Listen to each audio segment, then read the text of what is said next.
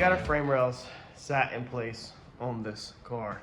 Now, obviously we need to get them into a square. Don't overthink the frame rail process of building your project. You can make complicated frame rails, you can make complicated chassis and everything, but for the most part, for most of your hot rods like this, you're gonna build a traditional square, and then you're gonna build off of that. So we have our two rails, okay, passenger and driver side. They're gonna go straight back all the way through your car. Now, the length of them is gonna be cut at a later date. We're gonna use them like a chassis table for right now. But we need to get them into a square. Now, originally, whenever I first started this, my brain was a little overloaded. I met with Mike the other night for, I think it was an hour and a half. We met and literally discussed rail placement, mounts, and engine. Very basic. The rail width. So I first struggled with the rail width a little bit, but it's pretty basic depending on your build. And I mean, for something like this, it's pretty basic. Obviously, the floor has to step up, and you'll see that at a later date. But that is one thing I just want to point out is this rail, if I can bring you down here, is obviously higher than the floor. So these floors will, inside the doorway, at some point have a little bit of a kick up before they go flat. Now, I would like as much space in between my rails as possible so I can put stuff between them. I can work in there. The engine's not tight into there. There's nothing worse than trying to work on the motor or mounts or anything. Headers, if you're running a gasoline V8, you know, long tube headers, and the rails being too close together and you having all sorts of problems. So you naturally, or me, want to go as wide as possible. However, the wider you go on the frame rails, you could run into difficulties sort of with your front sections. So these rails will get lopped off right here, chopped off, lopped off, whatever you want to call it, and they'll come up and over, but we might move them in. For the body of the car and for the overall start, we want this thing as wide as possible. So me and Mike figured out that this right here is pretty much where we want to be. This is going to be a 3/4 of an inch gap from here to here. So we want to make the same thing on the other side. So to find our overall width of our frame, it's going to simply be this point to that point minus 3/4 times 2. 3/4 times 2 is going to be 1.5. So that's what it's going to be, is the overall width minus 1.5. We're going to cut 2 pieces of angle iron, get everything squared up, tack them in, and then we'll have a box that we can move around, get our engine squared up in our box, then move our box with our engine squared up into the cab. So let's get after it.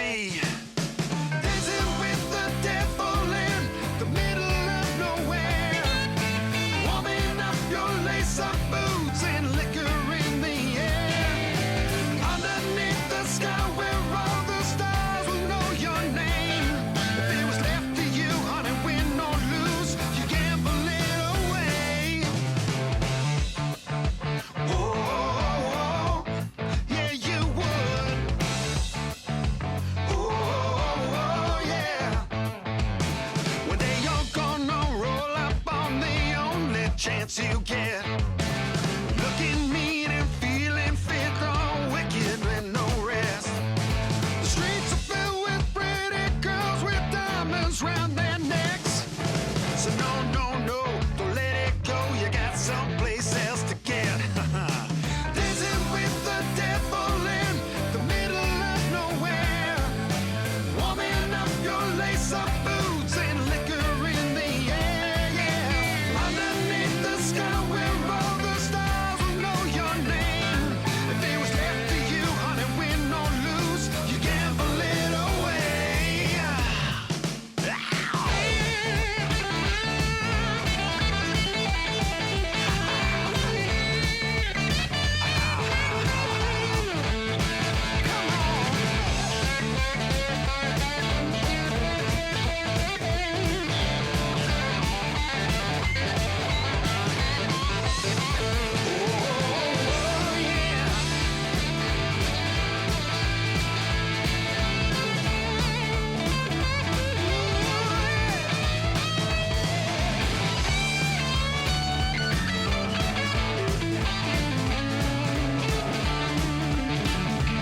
All right, so there we go. We got the frame rails. They're just sat on the floor. They're in a square box. So basically this is the exact same thing as if we were to take these rails and square them up right here out in the middle of nowhere. You'd have a lot more ease of measuring things. You wouldn't be crawling around on stuff, but it's just me, and it would be really harder to do these frame rails over here, drag them out of here with the weight, open the garage door, drag them back underneath the vehicle, plug the motor out, put the motor back. So it's easier just to monkey around everything for a few minutes and everything's in place. Now we just got to wiggle everything exactly into place. So what do we exactly do? Okay, first off, you want a square, you want your frame rails square, obviously. Let's grab a Sharpie. All right, so you want a rectangular box, okay? So you want from this point to this point and this point to this point in an X pattern to match, all right? You don't want a rhombus, which is when you have a bent frame on a truck or something like that. So what you don't want is this right here. This is a little exaggerated, okay? But we don't want a rhombus. So how do you figure, make sure you're square? Well, A, distance from here to here, okay, across there needs to be equal. And then from here, let's see, from here to here, across here, needs to be equal. That's an X. That's how you square out something if you don't have a square big enough. All right, so these measurements should be equal. Obviously, on a rhombus, the measurements would not be equal. These could be equal left to right, but the actual box itself would not be equal. So we have our width the same, which is going to be, let's see here, the outside was 36 and a big 3/8, so it's a 16th past 3/8. I suck at 16ths, or 16ths under a half, so 36 and a half, we'll call it. All right, and then I did not X it out. I didn't pull a tape measure on the X pattern. However, I did check my corners, all my corners with a square, because if your X is square, then your corners will be square. So why did I not pull the X pattern? I want to show you that. A, my engine's in the way and I don't have no help right now. So I'm sure I could pull from corner to corner and get the X pattern if I had some help. But in this situation, it really doesn't matter if we have a rhombus right now. To an extent, okay? Where's my square? So I used a framing square, which I have now lost. Okay, anyway, a traditional framing square, if you know what a framing square is. Some people don't, believe it or not. So that's the reason why we try to go over all the basics on this channel. So even if you don't know what certain things are, I can teach you. So this is a framing square. So when you come in here, all right, there is some caulking on the inside of here, so it doesn't sit perfect. And I did leave my welds. I did not weld all the way down so that the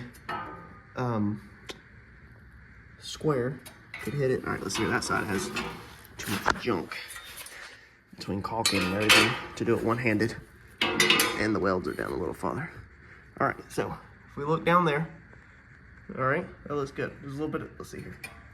Gap. Tiny bit of gap right there, but you can see I'm on the caulking right there in front of my thumb. So there's caulking there. So that is freaking, dude, that's square. All right, so that's on the money. So I'll check all four corners. All four corners are square. Now, the larger you get a project or a building or a foundation in construction, I have a construction background, so I know a lot of this stuff already from building foundations and the foundation of a home. You can't exactly check to see if a home is square with a speed square because it can lose itself somewhere else. This is small enough where I feel confident with a speed square, but here's why I am not too worried about pulling an X. Because if you recall, I told you that the frame rails get cut right here. So if we have a rhombus pattern right now, let's say, then when we go to cut our frame rails short, okay, or our frame rails, shorten them up here and on the back, then we just make a square. So then that is where we pull from that corner to that corner and that corner to that corner and make sure they're to equal length this way, make sure they're to equal squares, and that's where the back stubs will get cut off. These are getting mounted to the firewall up front on these factory tabs right here. All right, so the front is literally going to be in line pretty much across them mounts, unless the car has ever been in a collision or anything, and there's no signs of up front ever being tampered with. But we will again check square throughout the whole entire build. But if we had a rhombus, okay, if you had the rhombus hanging out front and you come through here and chop that off square there, and you come right here, all right, inside of this right here, up in here somewhere, and you chop that off square right there, now you just took a rhombus and you made it square. See where I'm trying to go here? So that's the reason why I wanted to explain here, the reason why I have not pulled an X measurement. I used the square. All the corners are freaking on the money, man. Like literally on the money. So I'm pretty confident it's square. You can see I have a ratchet strap from that corner to this corner because it was out of square. I didn't just weld it up. It was literally out of square and it needed to go that way. So I ratchet strapped this corner to that corner, tighten it up, and that's gonna pull this frame rail backwards, okay? So when you move the frame rails, if they're like this, all right, and you pull one frame rail forward, it's gonna open up like that. If this right here stays the same, then as that goes forward, it's gonna open up, right? It's gonna square up. So that's how you do that. So whichever way your square is reading, you pull it with a ratchet strap in the opposite direction, and that's gonna get you square. So this is gonna be the basic introduction of our frame rails. That we're just gonna take this build step by step. We have 36.5, like I said, on that end. I checked it to the freaking 16th. I'm on the money to the 16th. We have the same measurement on that end, outers. The inside, we did not. We were shy by, I think, 1/4 of an inch on the inside, I think it was about. Another thing I did, I don't know if the time lapse shows it, but when I cut my corner iron, I did my pieces of corner iron, I laid them on top of each other and then flat wheeled them equal. So just like when you're framing a house, if you're cutting two 2x4s together and you want them the exact same length, you stack them on top of each other, put them in chop saw and chop them. So I put the corner irons together, and after I had pulled the measurements and cut them, even though I was within a 32nd of an inch, I flat wheeled them so they're equal. So they're both mounted flush on the very outside of the frame rail and flush on the top. Now the reason why the corner iron is like this, you would technically, if you fold it, and if you capped it over the end, you would gain a little bit more strength. It would tie it in a little bit from moving. However, I did it like this because when me and Mike discussed all this, we originally said cap it, and then we were like, no, actually hold on. If you flip it like this, now you can jack from the bottom, a jack point from the bottom, or even a bottle jack right here from this little tiny piece right here. We can come in here and put a little plate, okay, to create a triangle here to support. And then we'll be able to put a bottle jack if we want to, or a jack to get this rail up off the ground, because this rail is literally sitting flush on the ground and there's nothing to pick it up. Now, of course, you could have did it the other way too, but this just makes it where you can use a big jack, a floor jack, whatever you want, get underneath it and pick it up through the whole entire build. So I'm thinking all the way to the end of the build, how to get this frame, those rails off the ground, up and down, and that's why I did it like that, just because I know somebody's commented it would have been stronger to flip it. I understand it would have been stronger. This is scrap, this is temporary. So we're thinking of making this build the most easiest. That's what we're doing right now. But what we wanted to do with this is now, if you see our tire is there, frame rails are there, now we'll be able to come off of here and kick a 45 up basically, and brace it. We're gonna take, I've got some more corner iron, some long corner iron, and we're gonna take corner iron and we're gonna probably sit it over top of that frame rail, and we're gonna extend it all the way to the back to catch the very back of the car. And then we will probably triangulate it into the package tray or something like that, or triangulate it back to here or something. Anyway, when we're done, the rear end will sit on top of this other structure that I'm gonna build in the back.